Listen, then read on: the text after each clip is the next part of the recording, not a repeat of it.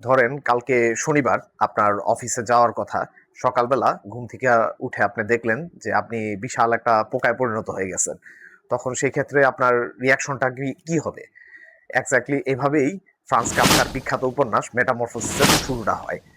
সেই উপন্যাসের প্রধান চরিত্র গ্রেগো সামসা একদিন সকালবেলা ঘুম থেকে উঠে আবিষ্কার করে যে সে বিশাল একটা পোকায় পরিণত হয়ে গেছে।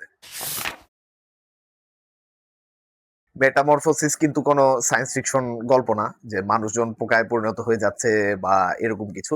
এটা মূলত একটা মেটাফরিক্যাল গল্প বলা যায়। গল্পের মূল থিমটা হচ্ছে গ্রেগো সামসা আহ, সে একজন ট্রাভেলিং সেলসম্যান। সে ট্রেনে করে ঘুরে ঘুরে বিভিন্ন ধরনের জিনিসপত্র বিক্রি করে। তো যখন সে আবিষ্কার করে যে সে পোকায় পরিণত হয়ে গেছে, তার প্রথম থটসটা কি সেটা খুবই গুরুত্বপূর্ণ। চিন্তা করেন, সে কিন্তু নিজে পোকায় পরিণত হয়ে গেছে এই জিনিস নিয়ে তার কিন্তু টেনশন সেই সময় কাজ করতেছে না। তার প্রথম যে টেনশন সেটা হচ্ছে যে আজকে আমি অফিসে যেতে পারবো কিনা। Sounds familiar? আপনি যদি নিজে পোকায় পরিণত হতেন, তাইলে কিংবা আমি যদি পোকায় পরিণত হতাম, আমার প্রথম থটটা কিন্তু এটাই হতো যে আজকে আমি অফিসে যেতে পারবো কিনা। এই অফিস কালচার বলেন বা কর্পোরেট কালচার বলেন, সেটা ফ্রান্স কাফকার সময় যা ছিল এখনো তাই আছে। আর গল্পটা সামনের দিকে যত আগাইতে থাকে আমরা দেখতে পারি গ্রেগো সামসার পরিবার, তাদের পরিবারের একমাত্র উপার্জনক্ষম ব্যক্তি কিন্তু সে নিজেই ছিল। কিন্তু যখন সে পোকায় পরিণত হয়ে যায়, পোকার পক্ষে তো আর ট্রেনে কইরা ঘুরে ঘুরে জিনিসপত্র বিক্রি করা বা কোনোভাবে আমরা যেভাবে আয় উপার্জন করি অফিস করা, এগুলো তো আর সম্ভব না। তো দেখা যায় কি তার উপার্জনটা বন্ধ হয়ে গেছে। তার মানে পরিবারের কাছে সে একটা বোঝায় পরিণত হয়ে গেছে। এতদিন যখন উপযোগিতা ছিল তখন তাদের কাছে গ্রেগর সামসা একজন গুরুত্বপূর্ণ ব্যক্তি ছিলেন। কিন্তু যে মুহূর্তেই তার এই উপযোগিতা বন্ধ হয়ে গেছে, সেই মুহূর্তে দেখা যায় কি তাদের কাছে মানে গুরুত্বটা একদমই নাই হয়ে গেছে। এবং তারা গ্রেগর সামসাকে পরিবারের একটা বোঝা হিসাবে মনে করতেছেন। তো এটা নিয়ে একটা প্রশ্ন বইয়ের ভিতরে কিন্তু মানে উঠে আসে। সেটা হচ্ছে যে আধুনিক মানুষ, এখন আপনার পরিচয়টা কি? বা আপনি কতক্ষণ গুরুত্বপূর্ণ? মানে মানুষ কি শুধুমাত্র তার উপযোগিতাই তাকে ডিফাইন করে? মানে যতক্ষণ পর্যন্ত আপনি কাজ করতে পারবেন, যতক্ষণ পর্যন্ত আপনি ইউজফুল, ততক্ষণ পর্যন্তই কি আপনার দাম আছে? এরপরে কি আপনার কোনো বেল নাই? মানে এটাই কি নির্মম বাস্তবতা? এরপর দেখেন তার বস কিন্তু একবার এসে মানে দীর্ঘদিন সে অফিসে যায় না। বস একবার আইসা তার খোঁজ খবরও কিন্তু নিয়ে যায়। কিন্তু বসের কিন্তু মূল উদ্দেশ্য তার কর্মী কেমন আছে সেই জিনিসটা জানা বা এরকম কিছু না। মানে এত সিম্প্যাথি ইম্প্যাথি এখনকার বসদেরও নাই, সে আমলও খুব একটা ছিল না। তার বসের মূল উদ্দেশ্য থাকে যে তার কর্মী কেন অফিসে আসতেছে না। ঠিক আছে, এই জিনিসটা হলো ইনভেস্টিগেট করার জন্যই সে এসে ঘুরে যায়। তো ওই সময়ে মানে বাস্তবতায় ফ্রান্স কাফকার জিনিসগুলা লেখা গেছেন। দেখা যাচ্ছে কি এখনকার সময়েও কিন্তু বাস্তবতা খুব একটা কিন্তু চেঞ্জ হয় নাই। মেটামরফোসিসের মূল থিমটা বুঝতে হলে লেখকের নিজের জীবনের দিকেও কিন্তু তাকাইতে হবে। ফ্রান্স কাফকা উনি একটা ইন্স্যুরেন্স কোম্পানির কেরানি হিসাবে উনার সংক্ষিপ্ত জীবন, যতদিন অল্প সময় বেঁচে ছিলেন, যতদিন বাঁচছেন, ততদিন এই কেরানি হিসাবে কাজ করে তিনি অতিবাহিত করে দিচ্ছেন। উনার নিজের হিউজ পটেনশিয়াল ছিল, সেটা আমরা দেখতেছি।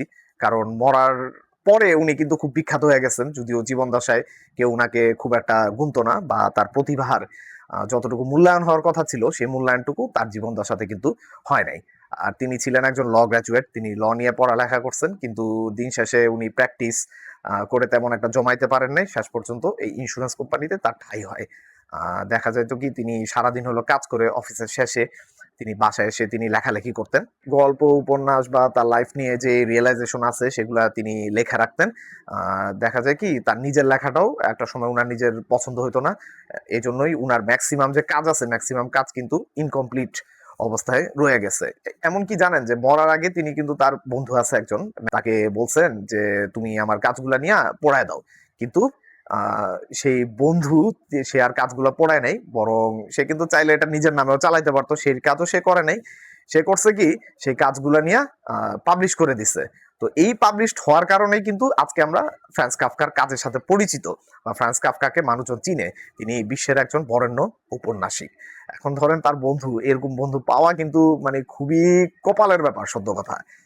বন্ধু জায়গায় যদি ধরেন আমাদের বাঙালি কেউ হইতো তাহলে সেক্ষেত্রে কি করতো? দেখা যেত কি ওই যে লেখা গেছে কাজটা নিজের নামে পাবলিশ করে দিত। তো আমরা এখন হয়তো ফ্রান্স কাফকার জায়গায় তার বন্ধুকেই দেখতাম, যে বিখ্যাত সাহিত্যিক ফ্রান্স কাফকার বন্ধু। কাফকাকে হয়তো আমরা চিন্তামই না। বইটা পড়ার পরে আপনার বর্তমানে যে অফিস যে সংস্কৃতি আছে সেই জিনিসটার সাথে আপনি ক্লোজলি জিনিসটাকে রিলেট করতে পারবেন। এটাই কিন্তু টাইমলেস সাহিত্য, রসোত্তীর্ণ কালোত্তীর্ণ সাহিত্যের একটা বৈশিষ্ট্য। লেখা যায় এটা 200 বছর আগে, 500 বছর আগে, কিন্তু অনেক বছর পরে, অনেক সেঞ্চুরি পরেও আপনি জিনিসটাকে রিলেট করতে পারবেন। দেখেন আমাদের আধুনিক অফিসগুলা কিন্তু কাফকার আমলের অফিসের চেয়ে অনেক আধুনিক হয়ে গেছে। আমাদের এখন এসি আছে, কম্পিউটার আছে, খুবই পশ অফিস। আমরা যখন অফিসে বসে থাকি মনে হয় যে রীতিমতো কাফকা যদি দেখা যেতেন তার কাছে এগুলো ওই সায়েন্স ফিকশনই মনে হতো। তো এত আরামদায়ক গদিতে বৈশা, আরামদায়ক অফিসে এসির ভিতরে বৈশা একটা প্রশ্ন আমাদের মনে কি আসে যে আমরা কি আদৌ স্বাধীন? আমরা কিন্তু মোটেও স্বাধীন না, বা আমাদের আসলে মানুষ হিসাবে আমাদের ওয়ার্থ কতটুকু। দেখেন চেয়ারে বসতে বসতে কিন্তু আমরা আলটিমেটলি ওই চেয়ার হয়ে যাই, আমাদের নিজের আর কোনো পরিচয় থাকে না। আমরা যে চেয়ারে বসি সেই চেয়ারের পরিচয়টাই আমাদের আলটিমেটলি পরিচয় হয়ে যায়। এখন দেখেন আপনি হয়তো একটা দিন হয়তো অসুস্থ হইতেছেন, আপনার হয়তো কোনো একটা সমস্যা থাকতে পারে, কিন্তু সেই ক্ষেত্রেও আপনার যে কাজ কাজ কিন্তু চালা যেতে হয়, the show must go on. তো আপনি ইভেন মানে একটা যদি পোকা হয়ে যান, কাফকার আমলে তো আর ওয়ার্ক ফ্রম হোম ছিল না। এখন যদি আপনি বা আমরা যদি এরকম মেটামরফোসিসের মতো একটা বিশাল পোকায় পরিণত হয়ে যাই, তখন কিন্তু দেখবেন অফিস থেকে ঠিকই আপনার হোয়াটসঅ্যাপে মেসেজ চলে আসবে, কল চলে আসবে, ঠিক আছে তুমি পোকা হয়ে গেছো, কোনো সমস্যা নাই, নেট তো নিশ্চয়ই চালাইতে পারো, ঠিক না? তো নেটে বসে বসে কাজ করো, অনলাইনে কাজ করো, ওয়ার্ক ফ্রম হোম করো। এবং বলবে কি যে আমার কর্মীদের প্রতি এটা আমার একটা বিশাল মহানুভবতার নিদর্শন। কিন্তু বাস্তবে আপনি পোকা হয়ে গেছেন নাকি আপনি শুয়োর হয়ে গেছেন সেটা দেখার কিন্তু সময় এই কর্পোরেট মেশিনের কিন্তু নাই। গ্রেগো সামসার পরিবারের সাথে তার সম্পর্কটা নিয়ে একটু আগে আলোচনা করছি, তো পারিবারিক সামাজিক যে সম্পর্ক আছে সেই জিনিসগুলো নিয়ে আর একটু আলাপ করি। দেখেন সে সারা জীবন ধরে পরিবারের জন্য এত কিছু করছে, তার একার ইনকামের উপরে পুরো পরিবারটা এতদিন ধরে চলছে, কিন্তু যেই সে ইনকাম করতে ব্যর্থ হয়ে গেল, মানে সে একটা পোকায় পরিণত হয়েছে বা হোয়াট এভার, তখনই কিন্তু পরিবার তাকে বোঝা মনে করা শুরু করছে, এবং পারলে তাকে ধরেন ওই যে লাথি মেরা বাসা থেকে বাইর করে দেয়, কিন্তু একটু চক্ষু লজ্জার ভয় এই কাজগুলা তারা কিন্তু করতে পারে না। তো এখন এখানে একটা প্রশ্ন চলে আসে যে মানুষের মূল্য, এটা আসলে কেন মানুষ মানুষকে মূল্য দেয়? এটা কি ধরেন মানবতার খাতিরে মূল্য দেয়, যে আপনার বা আমার একটা ইন্ডিভিজুয়াল একটা পরিচিতি আছে, এই পরিচিতিটার কারণেই কি আমাদের সমাজে একটা অবস্থান তৈরি হয়, নাকি আমরা সমাজ কিংবা পরিবার এদের জন্য যতক্ষণ করতে পারি আমাদের উপযোগিতার জন্য আমাদের এই ডিমান্ডটা তৈরি হয়? দেখা যায় কি যত আপনার মানে সময় যাচ্ছে, ওই কাফকার আমলের সাথে যদি এখনকার আমল তুলনা করি, সে আমলের চেয়ে বলবো যে এখনকার আমল অনেক বেশি মাত্রায় কমার্শিয়াল হয়ে গেছে। আমাদের পারিবারিক বলেন বা সামাজিক সম্পর্কগুলা বলেন, এগুলো অনেকটাই গিভ এন্ড টেক সম্পর্ক। আর মানুষ হলো ধরেন কর্পোরেট মেশিন না, মানে সে হচ্ছে কর্পোরেট মেশিনের একটা যন্ত্রাংশে পরিণত হয়ে গেছে। ধরেন আপনি একটা নাট বল্টু, আমিও একটা নাট বল্টু, আর বিরাট corporate machine it keeps on rolling, সে চলতেছে তো চলতেছেই, আর আমরা জাস্ট একটা নাট বল্টু ছাড়া কিছু না। এখন ধরেন মেশিনের যদি একটা কলকবজা বা একটা নাট বল্টু সে যদি নষ্ট হয়ে যায়, তখন সেই ক্ষেত্রে মেকানিক কি করে? সে নাট বল্টুটা জাস্ট ফেলে দেয় এবং নতুন একটা নাট বল্টু কিংবা নতুন একটা মেশিনারি সে আইনা ওই মেশিনের ভিতর লাগাই দেয়, যন্ত্রাংশ আইনা লাগাই দেয়। মেশিন কিন্তু মেশিনের মতো ঠিকই চলতে থাকে। সো মানে দেখা যায় কি যে আমাদের মূল্যায়নটা ওই যন্ত্রাংশ লেভেলেই। আপনি এমন, আপনি বলেন বা আমি বলেন, আমরা এমন গুরুত্বপূর্ণ কোনো পার্টস না যেটার জন্য মেশিনের চলন বা মেশিনের যে কার্যক্রম সেই জিনিসটা থেমে থাকবে। We are easily replaceable. এবার আসা যাক বইটাতে কাফকা আসলে কি মেসেজ দিতে চেয়েছেন। আমার কাছে বইটা পড়ার পর মনে হয়েছে তিনি আসলে তেমন কোনো মেসেজ দিতে চান নাই, তিনি জাস্ট প্রশ্ন করে গেছেন বইটাতে।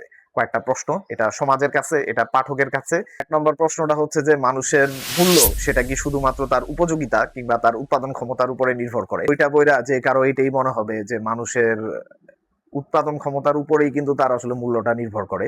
এই রিয়েলাইজেশনটা ধরেন বই পড়ার আগেই আমার ভিতরে চলে আসছিল, বইটা পড়ার পর এই বিষয়টা আরো অনেক বেশি মাত্রায় পাকাপোক্ত হয়ে গেছে। এবং মানে আমাদের সম্পর্কগুলা এত বেশি মাত্রায় কমার্শিয়াল হয়ে যাচ্ছে দিন দিন, যে দেখেন পারিবারিক বন্ধন বলেন, সামাজিক বন্ধন বলেন, কিংবা চাকরি জীবনে তো আজকাল কোনো মানুষের সাথে মানুষের কোনো বন্ধন তৈরি হয় না। বলা হয়ে থাকে কলিগ কলিগের জায়গায় থাকে, কলিগ কখনো ফ্রেন্ডস হতে পারে না। মানে চিন্তা করেন যে আমরা কি ধরনের টক্সিক এনভায়রনমেন্টের ভিতর বসবাস করি। উৎপাদন ক্ষমতা বলেন, ঠিক আছে, সেটার উপরেই কিন্তু আপনার মূল্যটা ডিপেন্ড করতেছে। আর বাকি ধরেন যে সম্পর্কগুলো আছে, পারিবারিক সম্পর্কটা এতদিন ধরে আর কি রক্তের সম্পর্ক ছিল, এই সব সম্পর্ক দিন দিন আসলে সুপারফিশিয়াল বা আলগা পর্যায়ে চলে যাচ্ছে। 2 নাম্বার প্রশ্নটা হচ্ছে যে মানুষের পরিচয় যদি হারায় যায় তাহলে আসলে কি অবশিষ্ট থাকে? আহ বইটা যেটা আমরা দেখতেছি যে আসলে কিছুই অবশিষ্ট থাকে না। তো আপনার যে পরিচয় সেটা যদি আলটিমেটলি হারা যায়, তখন সেই ক্ষেত্রে আপনি পোকা হয়ে গেলেন নাকি শুয়োর হয়ে গেলেন নাকি কুত্তা হয়ে গেলেন, সেই জিনিস আসলে দেখার কারোই সময় নেই। It is just irrelevant in context to our social life, our family life, or hour professional life. মানে কি নির্মম বাস্তবতা, আপনি চিন্তা করে দেখেন। জাগা বইটা শেষ করার পরে আমাদের সবার একটাই উপলব্ধি হয় যে এই গল্পের ভিতরে কাফকা যে পোকার কথা বলে গেছেন সেটা আসলে গ্রেগর সামসা না, সেই পোকাটা হইলাম আমি, সেই পোকাটা হইলাম আপনি। আমরা সবাই পোকা হয়ে গেছি। হ্যাঁ, আর আমাদের সমাজে ওই যে ধরেন আমরা যদি উৎপাদন ক্ষমতা হ্যান ত্যান এগুলা বাদ দিলে আমাদের মূল্য ওই একটা পোকার সমান। মেটামরফোসিস এমন একটা বাস্তবতার দিকে ইঙ্গিত দেয়, সেই বাস্তবতাটা প্রচন্ড লেভেলের নির্মম। কাফকার আমলে যতটা নির্মম ছিল এখন আরো অনেক বেশি নির্মম হয়ে গেছে, ভবিষ্যতে দেখবেন যে তার চেয়েও অনেক বেশি মাত্রায় নির্মম দিকে সে চলে যাবে। এক ধরনের পিওর লেভেলের ডিহিউম্যানাইজেশন যাকে বলা হয়, মানুষ নিজে চেয়ারে বসতে বসতে মানুষ চেয়ারে পরিণত হয়ে যায়, এবং একটা সময় সেই চেয়ারের যদি কোনো প্রোডাক্টিভিটি না থাকে তো দেখা যায় কি মানে চেয়ার সহই মানুষকে ছুঁড়ে ফেলে দেওয়া হয়। আর ভবিষ্যতে হয়তো ফ্রান্স কাফকার মতো আরো ঔপন্যাসিক আসবেন, তারা হয়তো লিখবেন যে মানুষ পোকা হয়ে যাওয়ার পরেও কিভাবে ওয়ার্ক ফ্রম হোম করতেছে। সে আমলে হয়তো পোকাকে কাজে লাগানোর কোনো সুযোগ ছিল না, কিন্তু সামনে দেখবেন যে পোকাকেও উৎপাদনক্ষম কিভাবে বানানো যায়, সে একটা না একটা কর্পোরেট থিওরি কিন্তু ঠিকই চলে আসবে। কারণ বাদ যাবে না একটা শিশু, সবাইকেই কাজে লাগাতে হবে, অল হ্যান্ডস অন ডেক। আর ভিডিওটা কেমন লাগলো সবাই জানাবেন। আর আপনার কাছে কি মনে হয়, মানুষ কি দিন দিন এরকম তেলাপোকায় পরিণত হয়ে যাচ্ছে? আপনার মতামত কমেন্ট করে জানিয়ে দিন। I am looking for a very lively discussion on this topic. আর ভিডিওটা যদি সবার ভালো লেগে থাকে তবে লাইক, শেয়ার এবং সাবস্ক্রাইব করে আমাদের পাশে থাকুন। Thank you everyone.